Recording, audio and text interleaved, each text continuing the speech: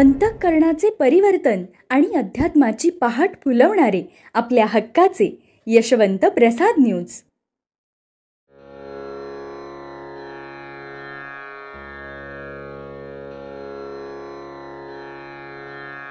श्री कवरदा हरी विठ्ठल, श्री ज्ञानदेव तुकाराम, पंढरीनाथ भगवान की जय. परमहंस सद्गुरु श्री यशवंत बाबा महाराज की जय. पार्वती पते हर हर हर महादेव हर. यशवंत हो, जयवंत हो, यशवंत हो, जयवंत हो, यशवंत हो, जयवंत हो. सज्जन हो, आजच्यासाठी सद्गुरू यशवंत बाबा यांचे सुवचन म्हणजे जीवन जगताना काही पथ्ये सांभाळावी लागतात. भाग 3. कालच्या भागामध्ये आपण पाहिलेले आहे की बाबा भक्तांनी यमनियमांचे आचरण करणे म्हणजे बाबांना आवडते तेच कर्म करणे होय. बाबांचे भरभरून आशीर्वाद मिळतील म्हणून अहो स्वामीची भावा भावी जेलायसी करू सेवा. आता यातील यम आणि नियम म्हणजे काय याचा विचार आपण या भागामध्ये करीत आहोत. नियम म्हणजे काय याविषयी सविस्तर जाणून घेऊ. 1. शौच म्हणजे मन व शरीर दोन्ही स्वच्छ ठेवावे. जप, ज्याला जसे अधिकार त्याप्रमाणे जप करावा. गुरुचे नाम अथवा गुरुनी दिलेले नाम घ्यावे. तप, ज्याच्या योगाने अंतःकरणात शुद्धी होते ते तप. धर्माप्रमाणे आचरण करणे हेही तपच. निष्कारण शरीराला त्रास देणे हा मूर्खपणा होय. श्रीहरीचे चिंतन हेच सर्वश्रेष्ठ तप होय. 4. होम, अग्नी म्हणजे देवाचे मुख. त्यासाठी पंचमहायज्ञ अग्निहोम करणे गरजेचे आहे. श्रद्धा, ईश्वराविषयी गुरुविषयी अत्यंतिक प्रेम, शब्द प्रेम ओतून सत्कर्म. दीन दिसल्यावर लीन होणे, दान देणे, घासातला घास देणे. तीर्थाटन, तीर्थयात्रा कराव्यात जिथे श्रद्धा असावी तिथे. त्यावेळेला पावला पावलाला नामगर्जना व त्याचे गुण गावेत. उपकार, पृथ्वीप्रमाणे आपणही भार वाहावा व जगाला सुख द्यावे. चंद्रकिरणे ज्याप्रमाणे जगाला शीतलता देतात त्याप्रमाणे शीतलता द्यावी. यदृश्चा लाभे संतुष्ट, देव देईल त्यात समाधानी. गुरुसेवा, वाचा तन मन धन जीवन यौवन सारे गुरुचरणी अर्पण. याप्रमाणे अंतःशौच, बाह्यशौच व नित्यजप असे 12 नियम पाळून राहणे हे खऱ्या भक्ताचे लक्षण आहे.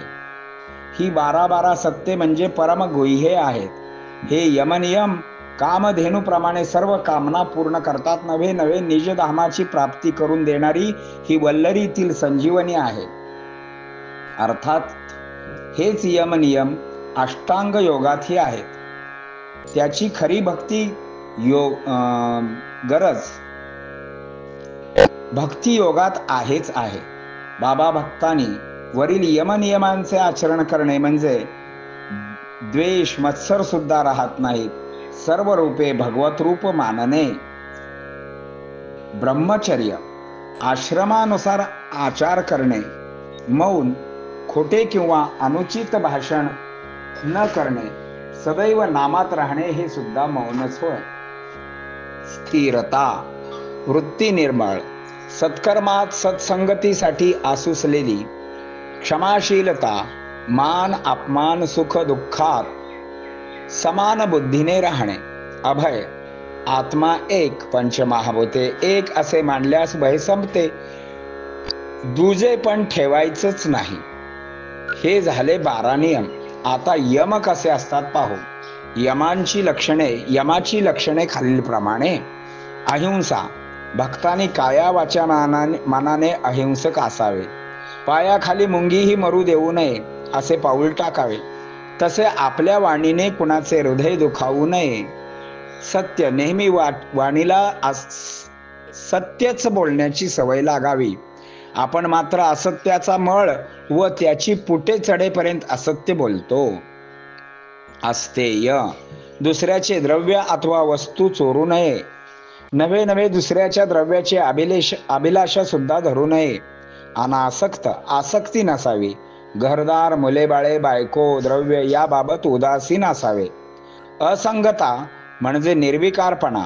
लज्जा म्हणजे निंद्य कर्माचा कंटाळा, लौकिकाचा कंटाळा, निंद्य कर्माला लाजणे.